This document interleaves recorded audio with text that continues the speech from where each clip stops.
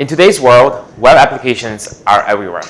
Whether you're browsing Google, scrolling TikTok, buying a flight on Expedia, or doing some research on Wikipedia, all of those actions are powered by web applications.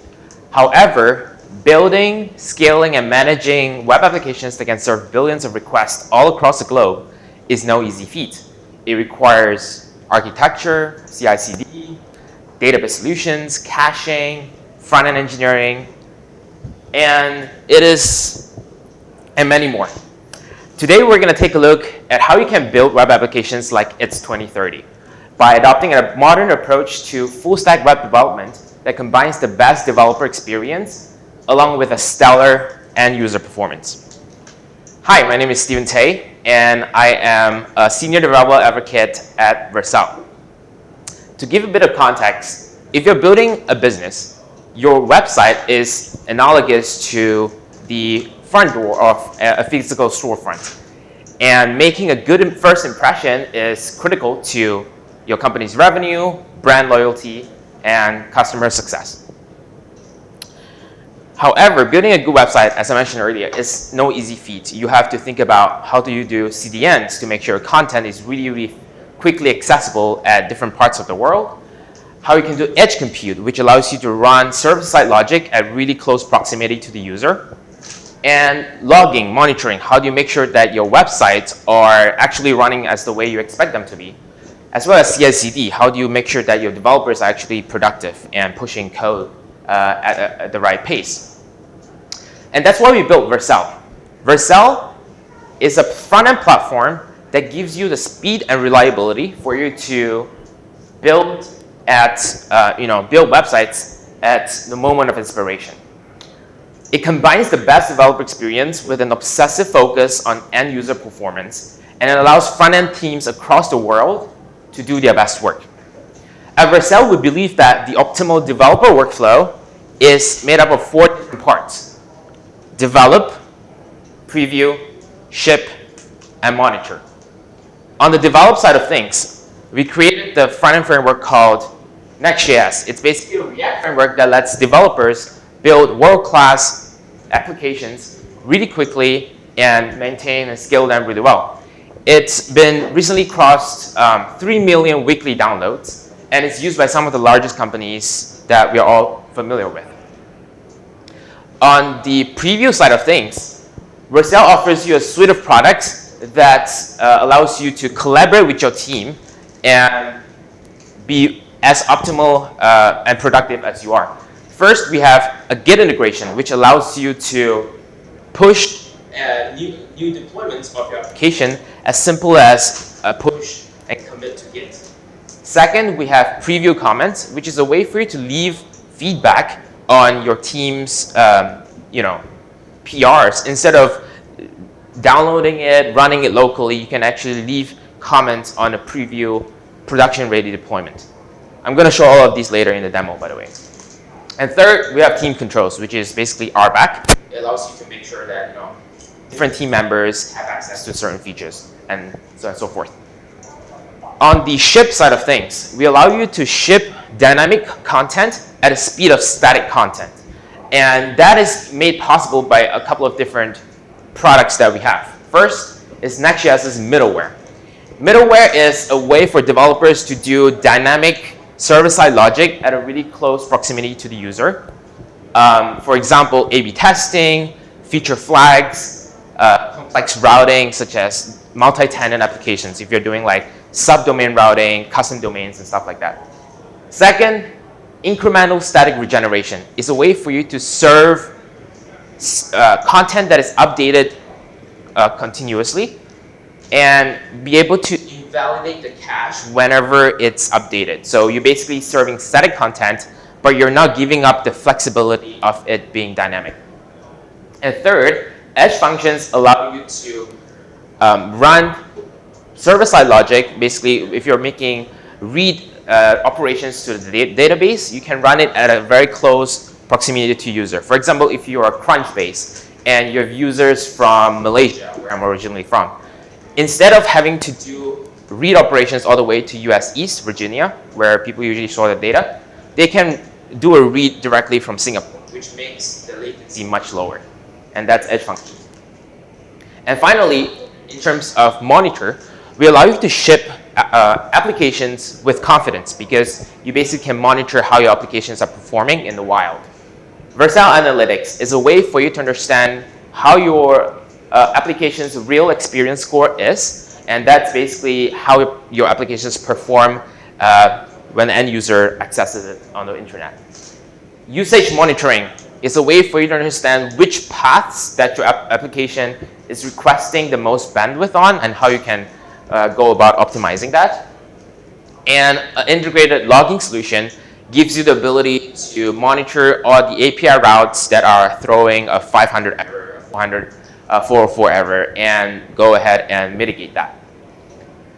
Now we're going to go into a demo. It's just a quick Loom video of how Vercel works, and it features an integration that we have with TiDB.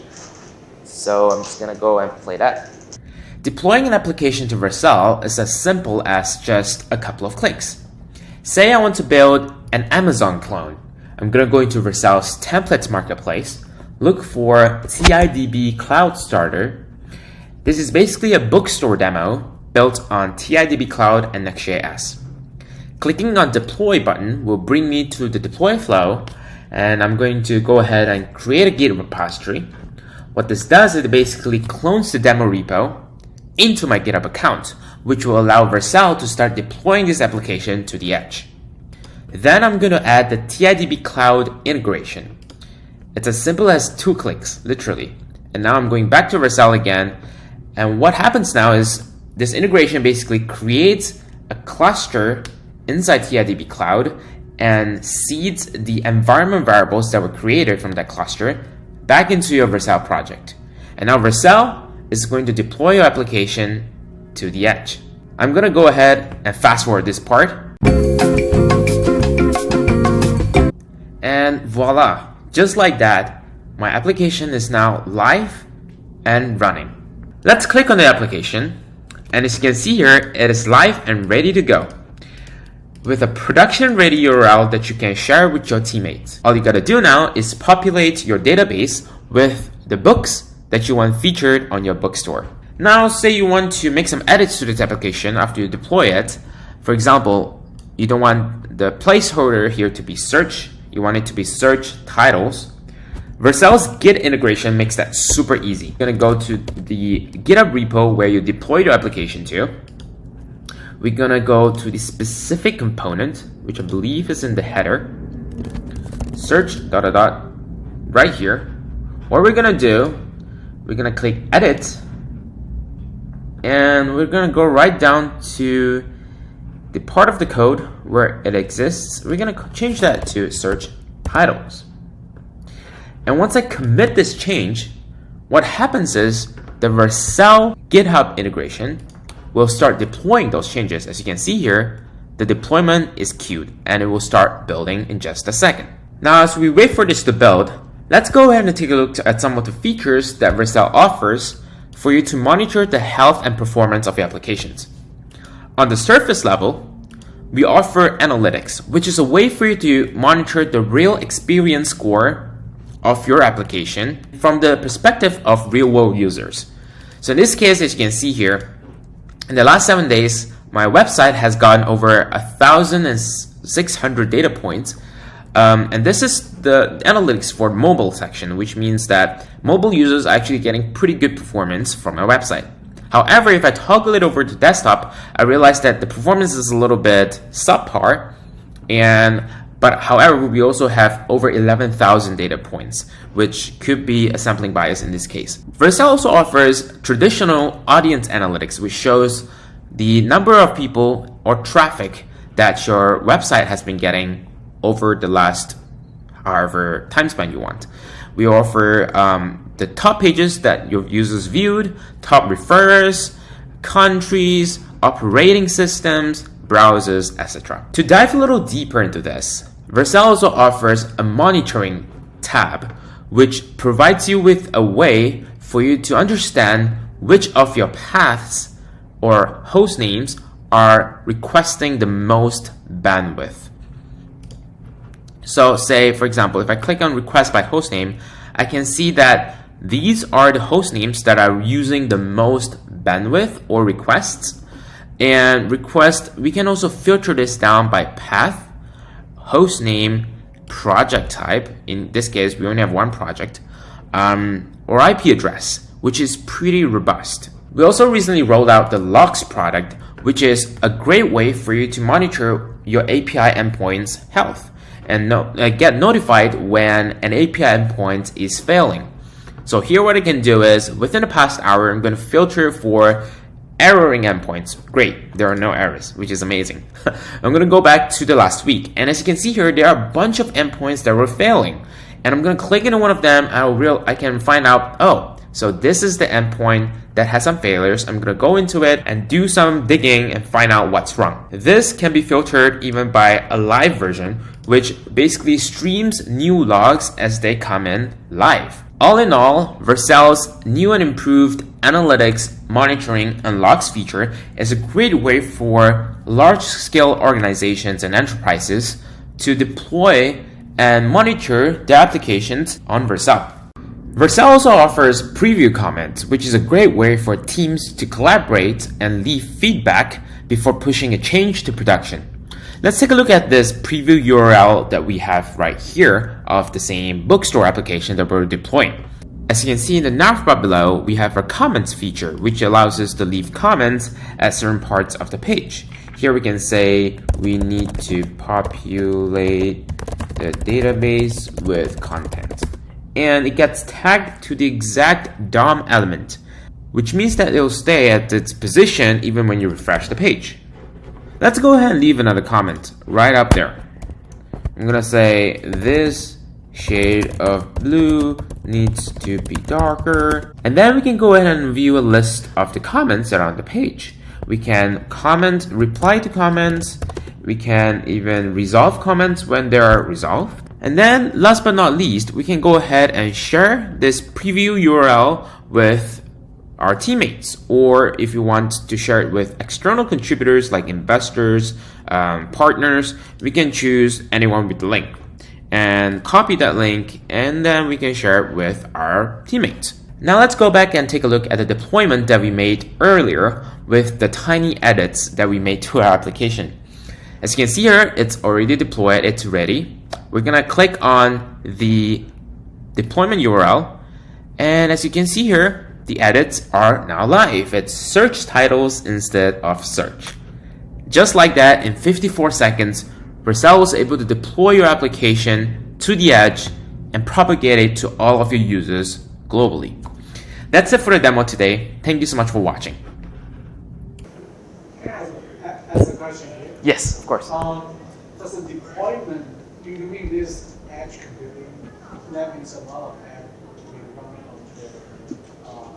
running your application. Mm-hmm. So the application instance on the edge, do they know which node or which edge they're actually running? Because, for example, if you're building an e-commerce website, for example, like a US customer always wants to access the US data, and maybe the Asia customer always wants to access the Asia data. So, so what about the database?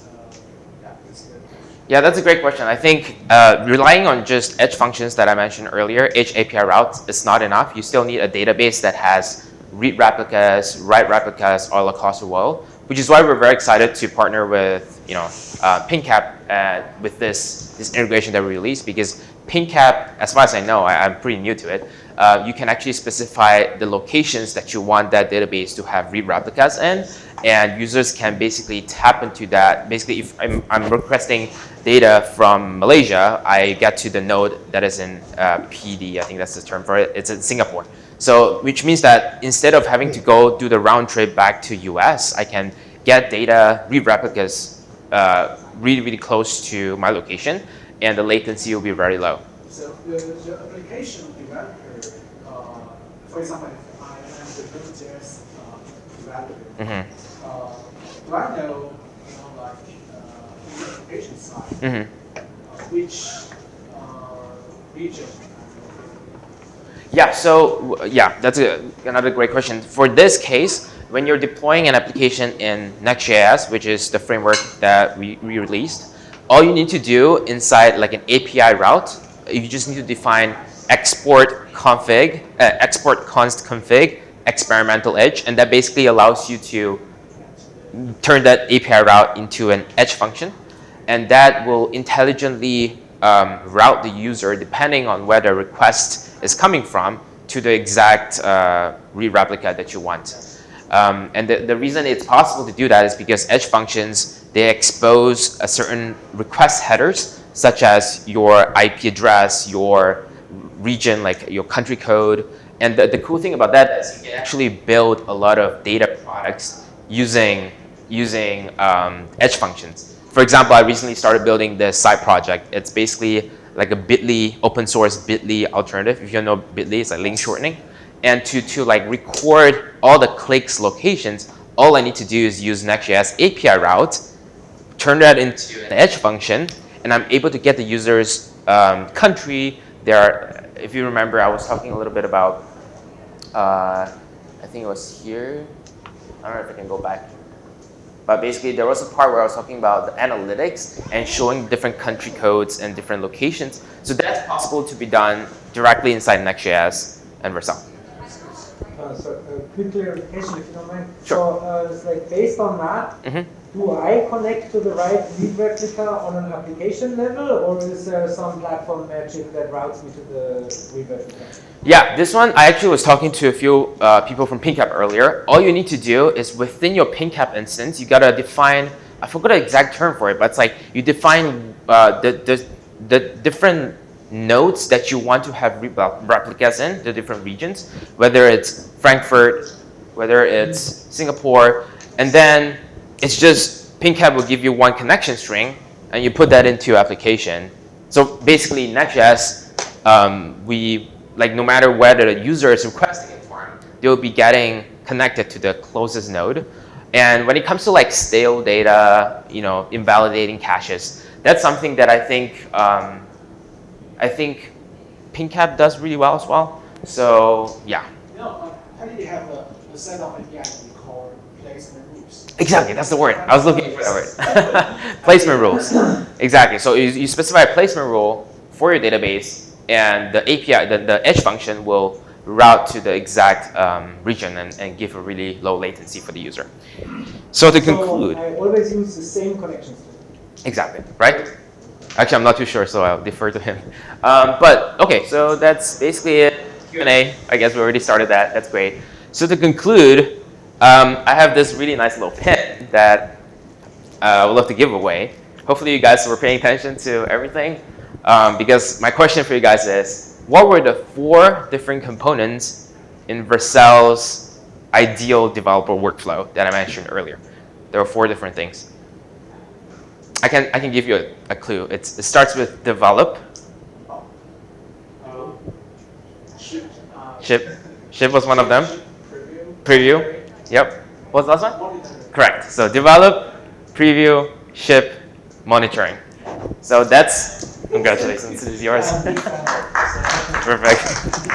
So those are like the few, the 4 different pillars that we really believe in when it comes to creating the best developer experience. So you can find me on Twitter. I forgot what this link is. Oh, that's just for Vercel. And the slides, I think it will be public. So thank you so much, everyone. If you have any more questions, I'm happy to answer them. We'll love to talk more about Vercel and TiDB as well. Actually, yesterday I just had a coffee with Oh, nice. Yeah, good memories. Nice. And actually, I think the service, is the whole Vercel is like a full stack service. And I think maybe in the future it works well with the service database together. Exactly. And that's why I'm very excited for a potential partnership between Vercel, like a more integrated partnership. Because right now, you still need to, when you create that integration that you saw earlier, it was 2 clicks. But that's also because I already signed into PingCAP. But in the future, it will be possible to just sign into Vercel, and you get an automatic database provisioned using PingCAP. And I was looking at the demo that PingCAP gave earlier was like 20 seconds. You can provision a cluster. And I heard from, I forgot one of the guys, he was saying that he can get it down to 5 seconds next year, which is pretty mind-blowing. So I think if these two like synergies work together, Vercel focuses on deploying applications really fast. We recently at the Next.js 13 conference, by the way, there's some stickers if you guys want to take some on the way out. The tip that I gave you earlier, as well as the sticker here, it's for our conference that we released TurboPack, which is a much faster version of Webpack, which will allow you to build your applications really quickly. It's like, I think the benchmark was like 700 times faster than Webpack, which is pretty insane. So yeah, I think in the future, imagine you can just 2 clicks, deploy an application, and have a database within 10 seconds. That's the future. It's super cool. The project you mentioned, the TurboPack, right? It's all written in Rust. Exactly. Rust is really fast. Yeah. It Rust was is, released this week, right? Or last week? yeah, last week. Yeah. A quick question. So it's like if you want to go down to 2 clicks, is Vercel going to be like Heroku, where the billing also goes through Vercel? Exactly. That's what one of the PingCAP guys were telling me. In the future, you have one spot for billing. You don't need to pay to Vercel and PingCAP. You just pay directly, and then we'll figure out like finances on the back end. So that will be a really cool way for people to have a one-stop solution. We are planning to expose our code metrics to the. Oh, Yeah. that's wonderful. That's what I had talked about yesterday. That would be perfect. We can build that directly into Call Your API. Yeah, that would be incredible. And one thing I don't totally understand is Next.js. I don't understand where that thing sits. It's not a front-end framework, but it's not a back-end framework? Yeah, I can talk a bit about that. So Next.js is built on top of React. So React is very front-end focused. But actually, with React 18, they released a set of APIs, use and cache, which allows you to do server-side stuff. But Next.js is basically a way for you to build a lot of server-side logic.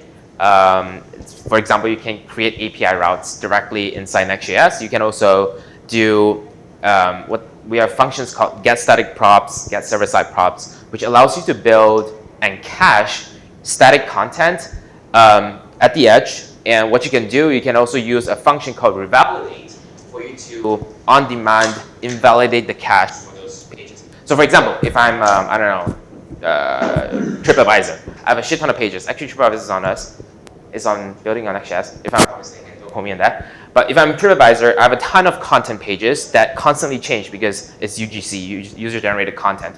So I need a way to invalidate those pages depending on when the user makes a change in the database. What you can do with Next.js is you can basically create all those pages and cache them. When someone makes a change to one of the entries in your database, you can call a revalidate function, which revalidates just a single page. And that basically allows you to serve dynamic, constantly changing content at the speed of static content, which is pretty efficient for both cost and end user performance. Yeah, go ahead. Where is that cache validation logic written? It's written directly inside your API route. So you basically, when for example, if you have a post request and actually no, a put request, right? You're changing a certain row in the database. As a side effect, you can do a promise all. You can call a revalidate function and call that, you basically pass in the exact path that you want revalidated. So for example, if it's like /post ID, you put that inside your revalidate function, and that basically gets called directly inside your Next.js application, and it's propagated worldwide. How does it know that your database entry is updated? It happens when you're, like for example, if you have a form for people to change their comments. So it's on your side. Exactly, from the user side, yeah. I mean, you could also do a cron and Where's the webhooks. generated page or the cache page? So they're stored in the Vercel Edge network. So we have, I think, I forget the exact number, but we have 10 regions all across the world, in like Frankfurt, Singapore, Japan, Hong Kong. And it basically allows users to be able to get the most latest version of the data. And I think we have this thing called the Global Purge Pipeline, GPP. We love acronyms for some reason. So it's like a way for you to, when you make a change, like when you call the revalidate function, it sends that into the GPP and it purges the cache for all those, like, I think it was 60, if I'm not mistaken, 60 different regions all across the world in less than like 2 seconds. So it's like a really quick way for people to get the most updated, so people don't get like stale data. Basically, you build a globally distributed database for caching the images. Exactly, and I think that the cool thing with that is like that works well for content-driven pages. But if you're building like a database, like if you're building like Crunchbase, for example, if you guys know Crunchbase, it's like a investor platform.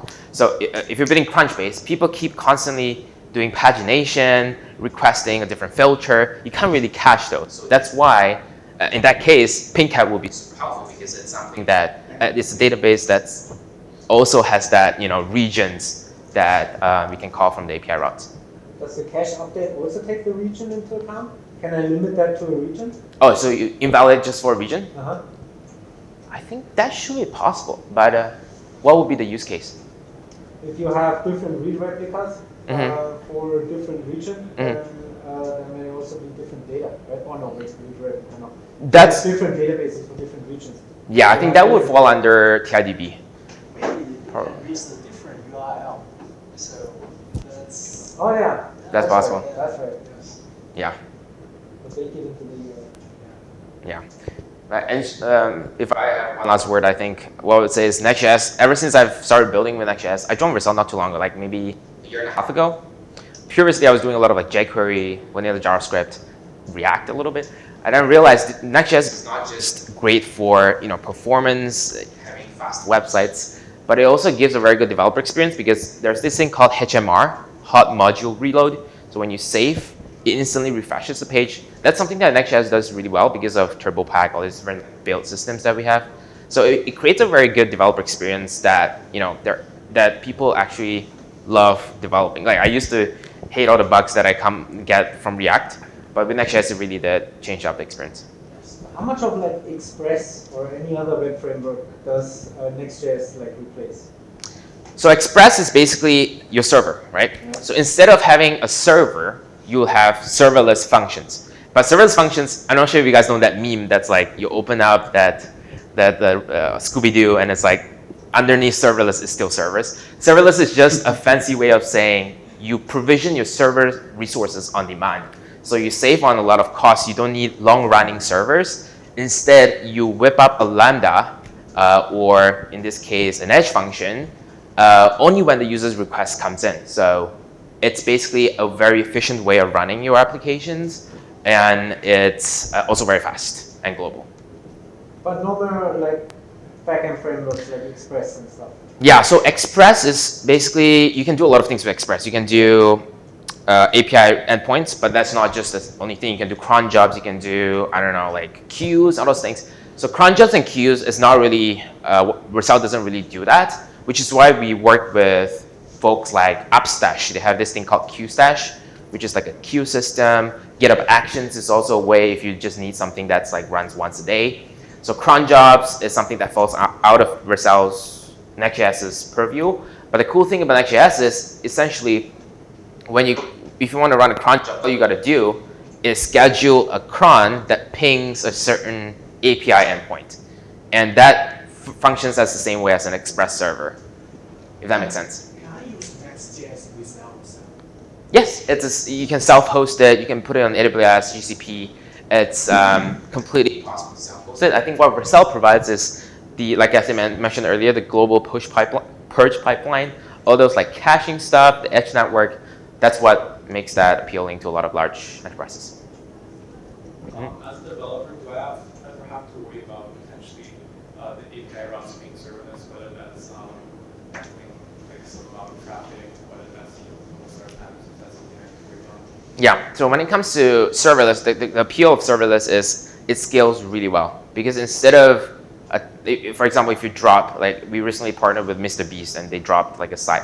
Wasn't Vercel partnering with them, we had an agency do that. But MrBeast is like this big YouTuber. They dropped the site on us and like when they dropped, there was like 1 to 10 million, I don't remember, a ton of users coming in. The cool thing about serverless is it handles that really well because each request instantiates a new Lambda. And when it comes to cold starts though, it is painful sometimes when you use serverless functions. And that's why we're we released edge functions, which has a way, it's a much leaner runtime. It uses the edge runtime, which runs on JavaScript V8 engines, which is like really fast and lean to start up compared to Lambdas. So that's how we're solving cold starts. But when it comes to scalability, it's very scalable. And the pricing, or like on your side and also on my side? Yeah, so I think our Vercel's pricing for serverless invocations is charged by GB hour.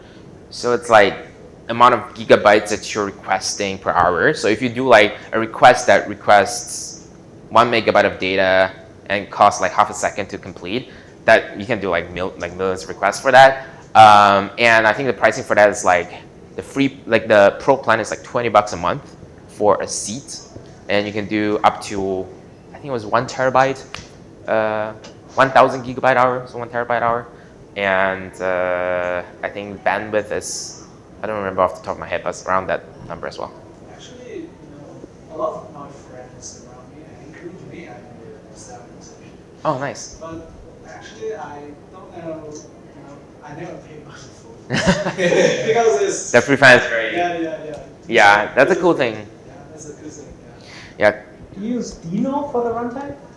Dino, no, we don't. No? So we Okay. use, yeah, I think Dino is, it also supports Edge, I believe, but we don't use that. We use, They build their system in Rust.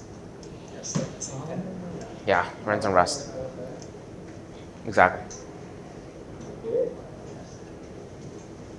Well, thank you for all your questions. That was, I'm glad that I got to interact with the crowd a little bit. And thank you so much for coming to this session. Thank you. I would say,